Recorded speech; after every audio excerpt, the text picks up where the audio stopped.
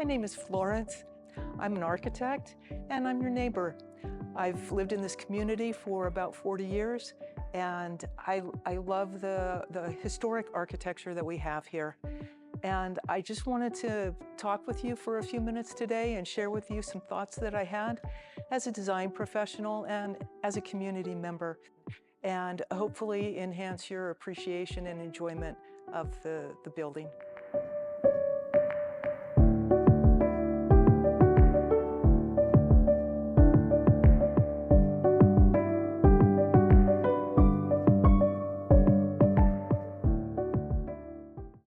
So when I first heard about the plans for the building's renovation, restoration, I was surprised. So often the expense of updating an older building is not seen as a viable financial investment.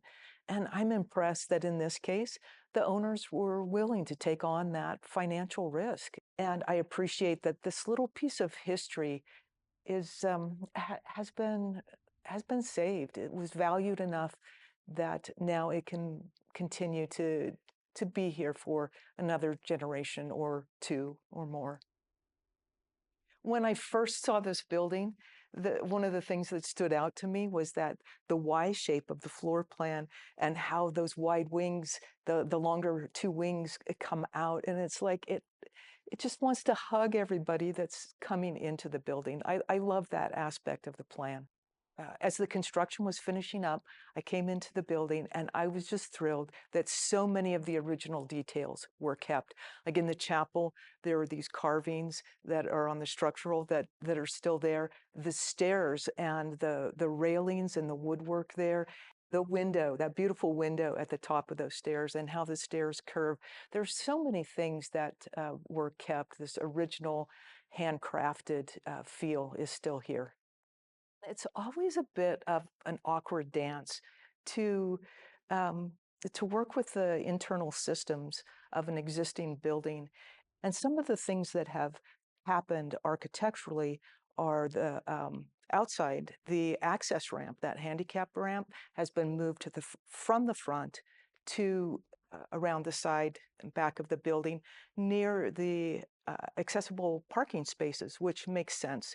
And also the restrooms were enlarged to meet current codes, which provide for adequate number of fixtures as well as sufficient space around each fixture so people can get in and out and move easily through the restroom areas.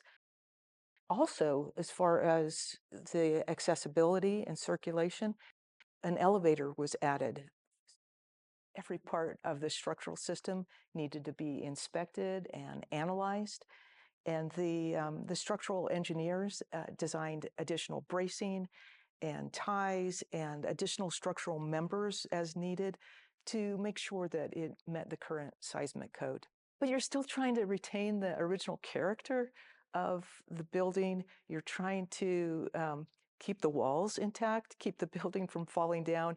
And there's a lot of crawling around, a lot of careful demolition that needs to happen in renovating an existing structure. It's not an easy feat. It's much easier to tear a building down and to start from scratch. There's a quote by Winston Churchill: "We shape our buildings, and then our buildings shape us."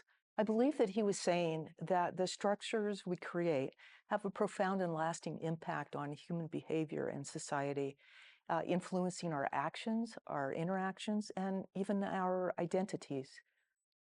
This building was designed by a team of well-respected architects who were at the leading edge of architectural design and construction technology at the time. They were familiar with sacred architecture.